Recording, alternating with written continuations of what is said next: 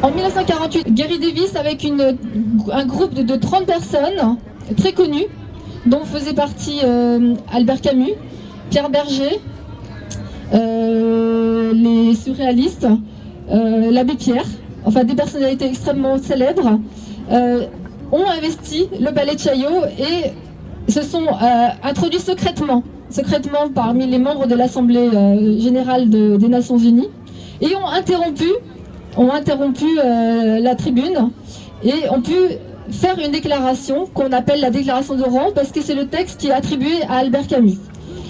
Le 23 juillet 2013, Pierre Berger écrivait ceci pour Libération. En 1948, je venais d'arriver à Paris lorsqu'un matin nous rencontrâmes, mon ami Guy Marchand et moi, un jeune Américain qui tentait de planter une tente de camping sur la place du Trocadéro. C'était Gary Davis. De lui, nous ne savions rien. Mais très vite, nous apprîmes, et le monde entier avec nous, qu'il avait été aviateur et avait bombardé la ville de Royan. Il avait décidé de devenir citoyen du monde et choisi la place du Trocadéro car à l'époque, l'ONU avait son siège au palais de Chaillot. Tout de suite, j'ai adhéré à ses idées, l'ai aidé avec d'autres à s'organiser et créer un journal, La Patrie mondiale, qui faute de moyens n'eut que 2 numéros. De grandes plumes, comme on dit, nous rejoignirent. Et il y a peu, les Cahiers de l'air ne publièrent un article d'André Breton destiné à ce journal, mais qui, hélas, ne fut jamais publié. On a peine à imaginer aujourd'hui la ferveur que suscita Gary Davis. Nous organisâmes plein de meetings où Sartre, Camus, Breton, Queneau et bien d'autres prenaient la parole. Je me rappelle une soirée du Veldiv qui existait encore, bourrée à craquer, où la salle debout ovationnait Gary. Je me rappelle, et comment l'oublierai-je, cet après-midi du 19 novembre 1948.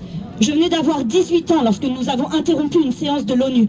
Nous avions obtenu une trentaine de places au balcon et quand le représentant de l'URSS prit la parole... Monsieur le Président, Messieurs, Mesdames, au nom des peuples qui ne sont pas représentés ici, je vous interromps. Mes paroles seront sans doute insignifiantes pour vous.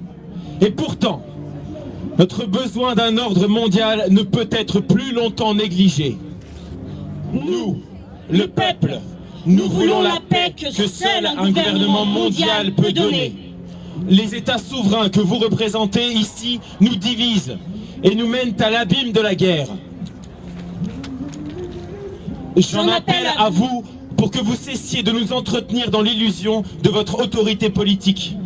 J'en appelle à vous pour que vous convoquiez immédiatement une assemblée constituante mondiale qui lèvera le drapeau autour duquel tous les hommes peuvent se rassembler. Le drapeau de la souveraineté d'un seul gouvernement pour un seul monde. Le drapeau de la souveraineté d'un seul gouvernement pour un seul monde. Si vous manquez à cette tâche, écartez-vous. Une assemblée des peuples surgira des masses mondiales pour bâtir ce gouvernement. Car rien de moindre ne peut nous servir. Le mouvement s'essouffla, la politique avait repris ses droits. Il n'y avait plus de place pour des idées libertaires et poétiques. Gary continua seul le combat.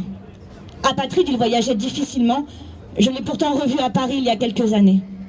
Nous étions émus l'un et l'autre. Lui parce qu'il ne restait pas beaucoup de témoins de cette époque. Moi parce que c'est un moment important de ma jeunesse. La déclaration d'Oran, écrite par Albert Camus et prononcée par Gary Davis et Robert Sarrazac, le fut il y a 70 ans ici, à cet endroit, au Palais de Chaillot. Nous sommes encore là pour la célébrer, pour que vivent encore les citoyens du monde. Merci.